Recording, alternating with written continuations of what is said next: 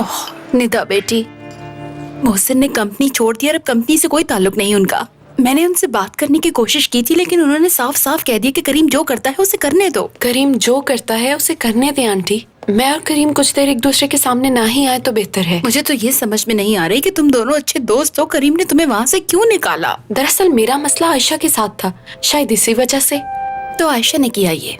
मुझे पहले दिन से ही ये बात मालूम थी कि इस सब के पीछे आयशा का ही हाथ होगा। उसने मेरे बच्चे को पूरी तरह से अपने काबू में कर लिया है। करीम अब पहले से बहुत बदल गया है आंटी। अब उसके कंधों पे बहुत ज्यादा जिम्मेदारी आ गई है।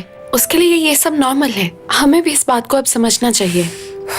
पहले मैं भी तुम्हारी तरह ही सोचती थी निदा, लेकिन अब मुझे लगता है कि मेरे बेटे को किसी ने कुछ कर दिया है, जैसे कोई जादू वगैरह। मुझे नहीं लगता ऐसा कुछ है खालदा आंटी। आप बिला वजह परेशान हो रही हैं। हाँ ठीक है, लेकिन मुझे समझ नहीं आ रही तुम्हें कंपनी से निकाल कर क्या मिलेगा? कंपनी को इस मुकाम तक पहुंचाने में तुम्हारी भी मेहनत है। मैं जानती हूँ कि आपको मेरी बहुत फिक्र हो रही है, लेकिन परेशान मत हो। मोदम्मो कंपनी छोड़ते ही मुझे 2 नई जगह से जॉब की ऑफर हुई है। उनमें से एक ऑफर तो बहुत ही अच्छी है। क्या तुम सच कह रही हो? जी बिल्कुल सच कह रही हूँ आंटी। ओह मेरी जान निदा, अगर तुम कह रही हो तो ठीक ही होगा। खुदा तुम्हारा साथ दे। हो सकता है इसी में तुम्हारे लिए बेहतरी हो। आप तो मुझे जानती है ना आंटी कि मैं कभी हार नहीं मानती। बहुत अच्छी बात है बेटी, कभी हार नहीं माननी चाहिए।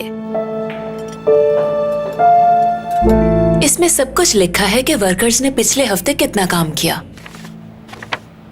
ये सब क्या है, कौन बताएगा? पूरे 10 दिन में बस इतना ही काम हुआ है?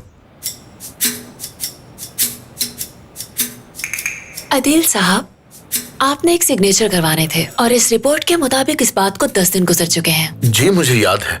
कंपनी के चेयरमैन छुट्टियों पे गए हुए हैं, बस उनके वापस आने का इंतजार कर रहा हूँ। उनके आते ही काम हो जाएगा।